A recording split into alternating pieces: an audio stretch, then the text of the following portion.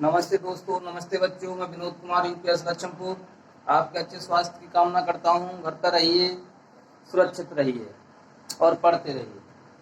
देखो तो बेटा, आज हम आपके लिए बताने जा रहे हैं। आज हमने एक नया टॉपिक लिया है जिसका नाम है चतुर्भुज। क्या है? चतुर्भुज। क्या आखिर ये चतुर्भुज होता क्या है? बेटा देखो, अभी हमने क्षेत्रफल वाले चैप्टर में पढ़ा रहे थे हम कि चतुर्भुज एक ऐसी आकृति होती है जिसकी चारों भुजाएं चार भुजाओं से घिरी हुई आकृति क्या कहते हैं? हम चतुर्भुज कहते हैं। 1 2 3 4 चार भुजाओं से घिरी आकृति क्या कहती है? हमने चतुर्भुज कह दिया। तो उसी की सीरीज में हमने आपको बताया था, एक होता है वर्ग और एक होता है आयत। वर्ग क्या बताया था? वर्ग एक ऐसी आकृति बताई थी जिसकी चारों भुजाएं क्या हो? बराबर हो। आयत क्या था? जिसकी आमने सामने की भुजाएं क्या हो? बराबर हो।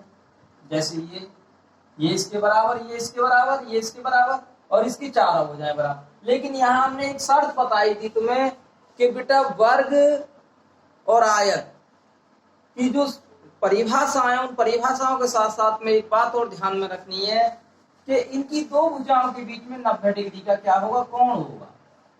तो बेटा दो चतुर्भुज तो तुम पहले पढ़ चुके। अब चतुर्भुज और कैसे कैसे हो सकते हैं? ये नहीं कि चार भुजाएं से कोई आकृति गिर गई तो वो आयत या वर्ग ही हो सकती है। वो और भी कुछ हो सकता है। जैसे बेटा देखो, एक और बताता हूं। देखो कैसे कैसे चतुर्भुजों के बारे में आप देखेंगे। देखो कैसे। एक होता है बेटा समांतर चतुर्भुज। क्या होता है? समांतर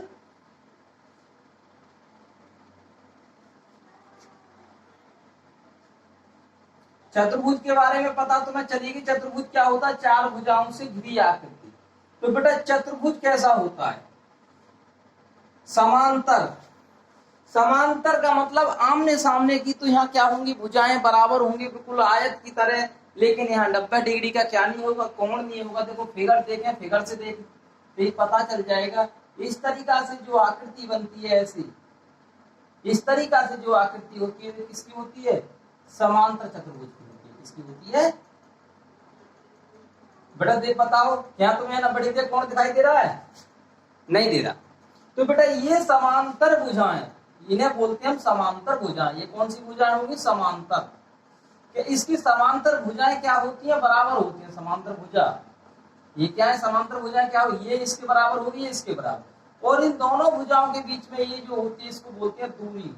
क्या है? ये दोनों भुजाओं के बीच की दूरी।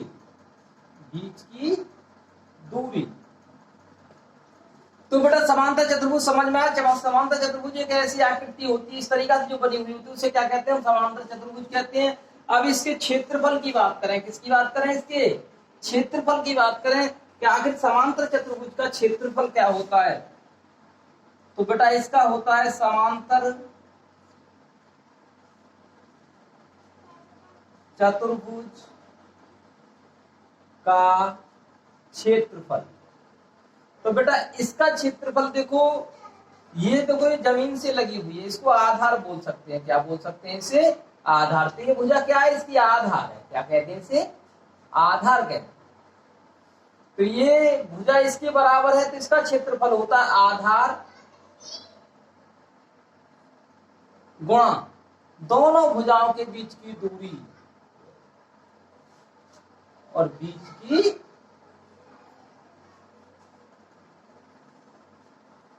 दूरी। ये वाली बीच की दूरी, ये आधार पता होगा हमें, ये भुजा पता होगी और इसके बीच की दूरी पता होगी, तो हम इसका क्या निकाल देंगे? हम इसका क्षेत्रफल तुरंत निकाल के तुम्हें दे देंगे। अब जैसे इसमें इससे जुड़ा हुआ एक सवाल साथ ही साथ ले ले। क्या हो सकता है क्वेश्चन इसका? कि किसी समांतर चतुर्भुज की किसी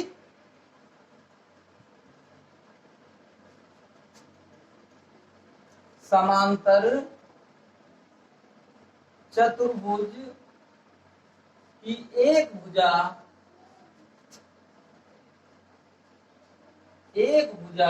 18 सेंटीमीटर। एक भुजा कितनी है? 18 सेंटीमीटर है तथा इस भुजा की विपरीत भुजा से दूरी तथा इस भुजा की विपरीत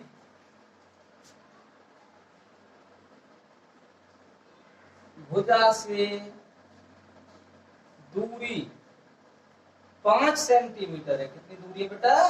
5 सेंटीमीटर हो तो समांतर चतुर्भुज का क्षेत्रफल बताओ। समांतर चतुर्भुज का क्या बताओ?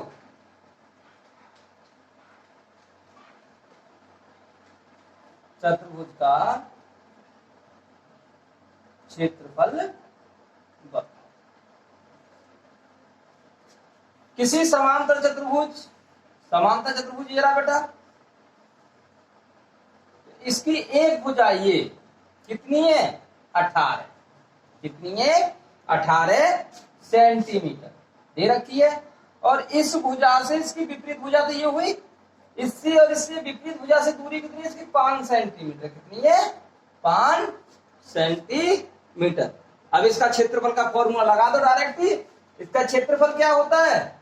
आधार। तो आधार कितना तुम्हारा? 18। और बीच की दूरी कितनी है? 5 18 पंजे 90 सेंटीमीटर स्क्वायर हो गया। बस बेटा क्षेत्रफल का सवालों को हल करने के लिए तुम्हें एक बात का विशेष ध्यान रखना है बेटा, इससे जुड़ी हुई इसकी एक तो ये पता होनी चाहिए आखिर कौन सी चीज क्या है, कौन सा चतुर्भुज है। आयत है, वर्ग है, समांतर चतुर्भुज है या और कोई सा और बताऊंगा अभी। और उसका क्षेत्रफल से जुड़ा हुआ हमें क्या होना चाहिए? फॉर्मूला पता होना चाहिए। अब बेटा देखो एक चतुर्भुज देखो क्या है,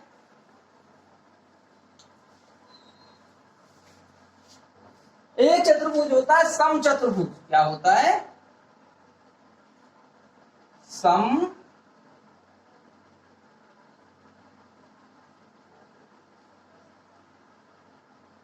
समचतुर्भुज।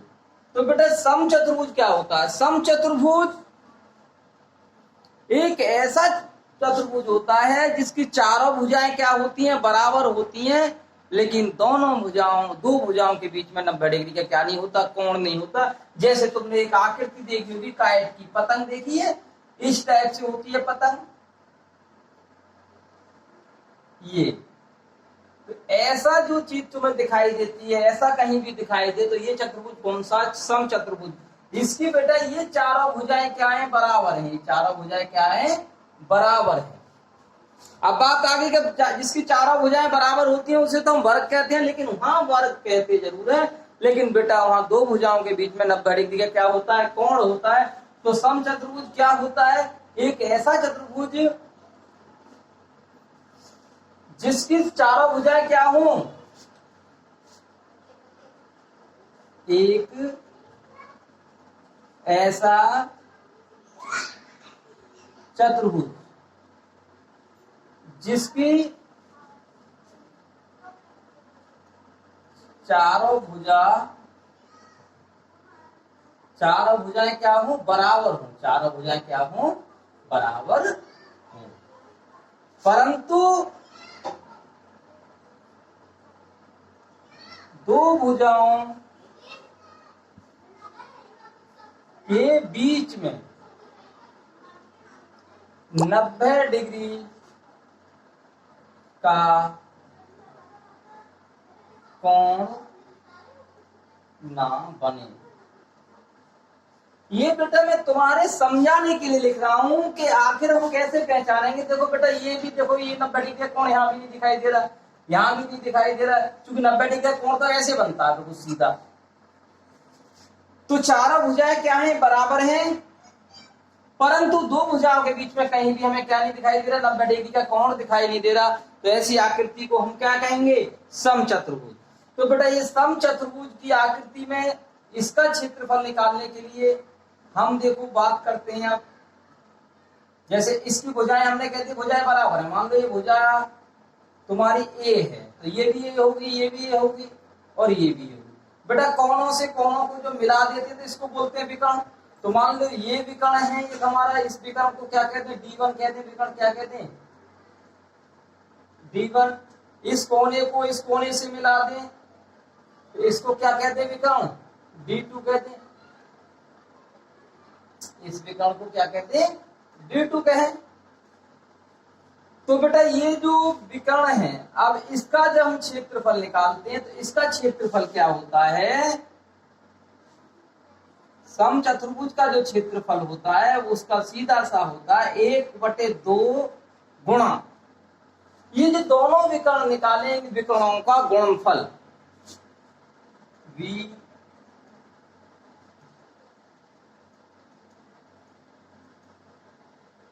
विकर्णों का गुणनफल या 1/2 D1 इंटू D2, क्योंकि ये मैंने बता दिया D1 पहला विकर्ण, D2 दूसरा विकर्ण। तो बेटा ये तो हो गया विकर्ण, विकर्ण के अकॉर्डिंग हमने क्या निकाले, क्षेत्रफल। अब बेटा इसकी भुजा और विकर्णों में क्या संबंध होता है आपस में, देखो ऐसा भी हो सकता है कि हमें भुजा दे दे, एक विकर्ण दे दे, भुजा दे दे, विकर्ण दे दे, और उस टाइम हमें क्षेत्रफल निकालने, क्योंकि समचतुर्भुज का क्षेत्रफल निकालने के लिए हमें विकर्ण होने क्या है, जरूरी है। तो हम यहां से भुजा व विकर्ण, इसके विकर्णों में क्या बताऊंगा मैं तुम्हें, संबंध बताऊंगा, इनमें क्या संबंध होता है। तो बेटा इनमें संबंध होता है भुजा का वर्ग, ध्यान रखना है, ये भुजा का वर्ग बराबर होता है पहले विकर्ण के आधे का वर्ग प्लस दूसरे विकर्ण के आधे का वर्ग। अब यहाँ देखो, एक चीज, दो चीज, तीन चीज हो गई, तीन चीजों में कोई सी भी हमें दो चीज पता होंगी तो तीसरी चीज हम आसानी से निकाल सकते हैं। और परिमाप की बात ऐसी है बेटा, परिमाप आराम से बता दो, चारों भुजाएं बराबर है तो 4 ही गुणा कर दो, ठीक।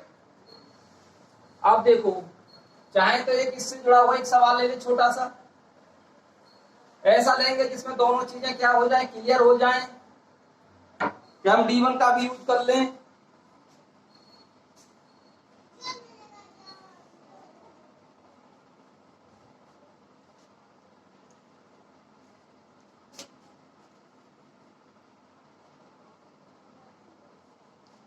एक समचतुर्भुज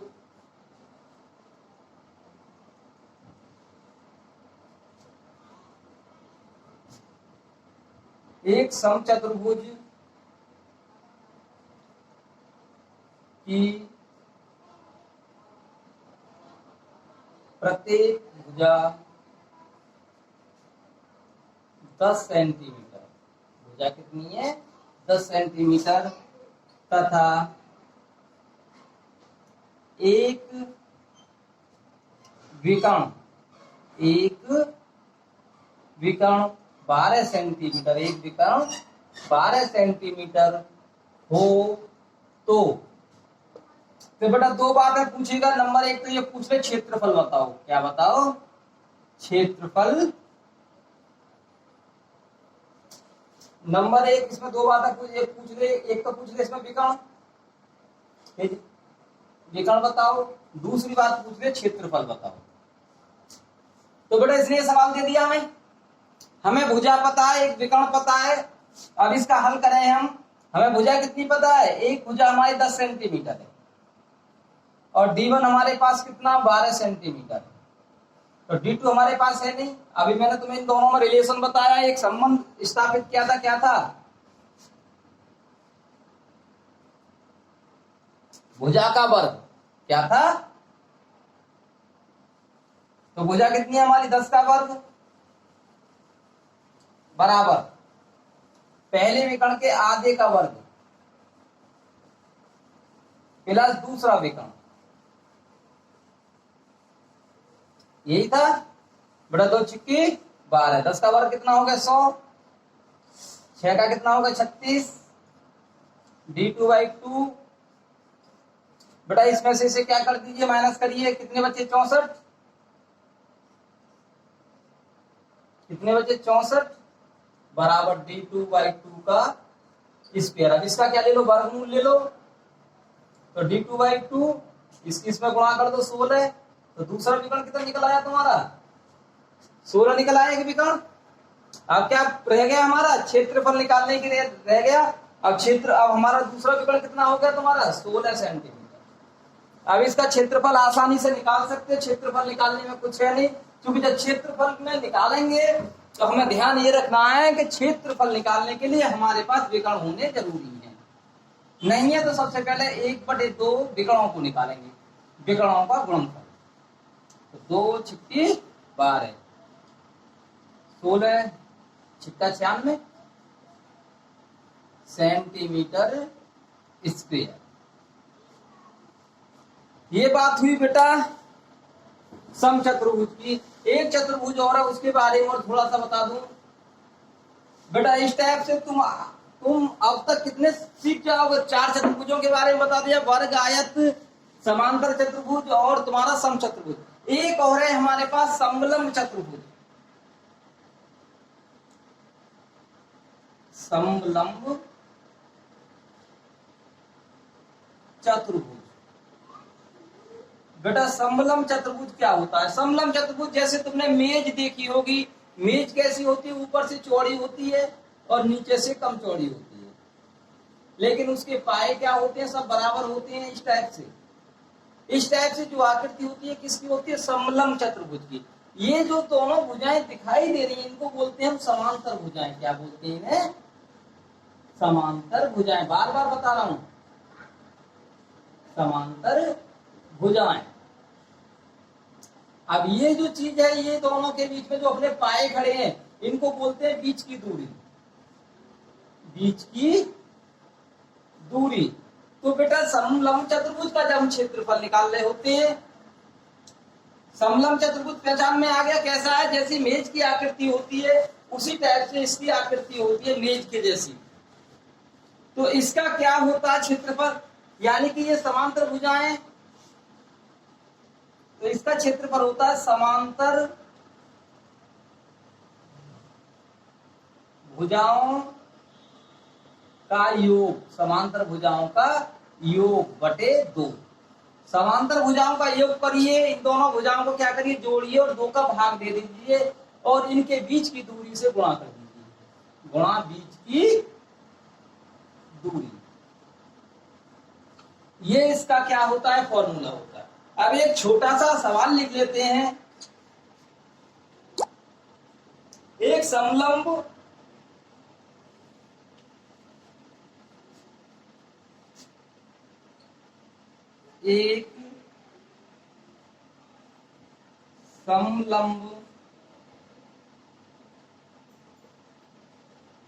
चतुर्भुज की समांतर भुजाएं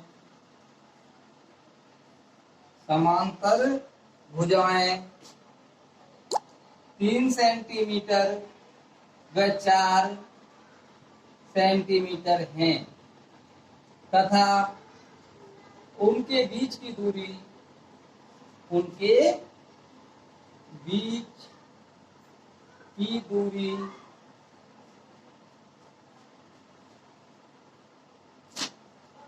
उनके बीच की दूरी 6 सेंटीमीटर है। उनके बीच की दूरी 6 सेंटीमीटर हो तो क्या बताओ? क्षेत्रफल बताओ, क्षेत्रफल बताओ। तो बेटा क्या है? एक समलंब चतुर्भुज की समांतर भुजाएं 3 और 4 सेंटीमीटर, यानी कि इस टाइप से चतुर्भुज बना हुआ है कि इसकी जो समांतर भुजाएं वो कितनी है? 3 और 4। तो ये 3 सेंटीमीटर की है और ये 4 सेंटीमीटर, और इसके जो बीच की दूरी है वो कितनी है? 6 सेंटीमीटर। कितनी है? 6 सेंटीमीटर। अब बेटा इसका क्षेत्रफल निकाल दो फटाफट। समांतर भुजाओं का योग यानी कि 3 + 4 बटे 2 गुणा 6। तो 3 और 4 कितने हो गए? 7। 7 बटे 2 गुणा 6, 3 दूनी 6, 7 के 21 सेंटीमीटर स्क्वायर। क्योंकि स्क्वायर क्यों? कि क्षेत्र पर हम निकाल रहे हैं तो हमें इनका क्या चाहिए? सबसे पहले स्क्वायर। इसका क्या होता है? मात्रक होता है। तो बेटा आज मैंने तुम्हें 3 तरीका के चतुर्भुजों के बारे में मैंने तुम्हें बताया। तो इन तीनों तरीका के चतुर्भुजों को क्या करना है? तुम्हें कंप्लीट करना है। 2 तरीका के चतुर्भुज पहले बता चुका हूं। और बेटा इस वीडियो को पूरी को देखने के बाद में पसंद आए तो लाइक और शेयर जरूर करना। धन्यवाद।